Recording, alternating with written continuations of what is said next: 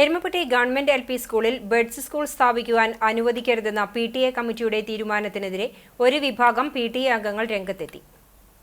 Buds സ്കൂളിനെതിരെ PTAയിലെ ഒരു വിഭാഗത്തിന്റെ എതിർപ്പ് രാഷ്ട്രീയ പ്രേരിതവും ഭിന്നശേഷി കുട്ടികളോടുള്ള വെല്ലുവിളിയുമാണെന്ന് മുൻ PTA പ്രസിഡന്റും നിലവിലെ കമ്മിറ്റി അംഗവുമായ NP അജയൻ അറിയിച്ചു.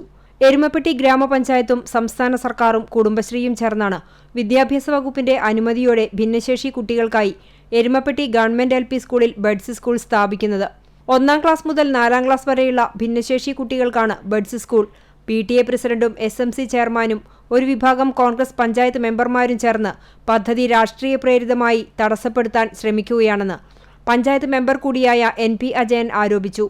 ഭിന്നശേഷി കുട്ടികളും സ്കൂളിലെ വിദ്യാർത്ഥികളുമായി ഇടകലർന്നാൽ ഇവർക്ക് മാനസിക പ്രയാസങ്ങൾ ഉണ്ടാകുമെന്നും നിലവിലെ കുട്ടികളുടെ പഠനത്തെയും കലാകായിക പ്രവർത്തനങ്ങളെയും പ്രതികൂലമായി ബാധിക്കും എന്നുമുള്ള വാദങ്ങൾ തികച്ചും തെറ്റാണ്.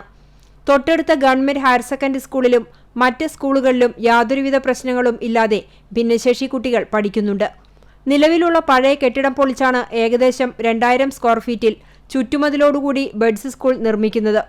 സ്കൂളിലെ സ്ഥലം നഷ്ടപ്പെടുമെന്നുള്ള വാദവും തെറ്റാണെന്നും ഭിന്നശേഷി കുട്ടികളെ പുറമ്പോക്ക് ഭൂമിയിൽ കൊണ്ടുപോയി പാർപ്പിക്കണമെന്ന PTA ഭാരവാഹികളുടെ നിലപാട് മനുഷ്യത്വരഹിതമാണെന്നും ഭിന്നശേഷി കുട്ടികൾക്കെതിരെയുള്ള അവഗണനയ്ക്കെതിരെ ജനങ്ങൾ മുന്നോട്ടു വരണമെന്നും PTA അംഗങ്ങളായ NP അജയൻ, KK അസീസ്, അശ്വതി രാഗേഷ്, വിനീത രതീഷ് എന്നിവർ വാർത്താക്കുറിപ്പിലൂടെ ആവശ്യപ്പെട്ടു.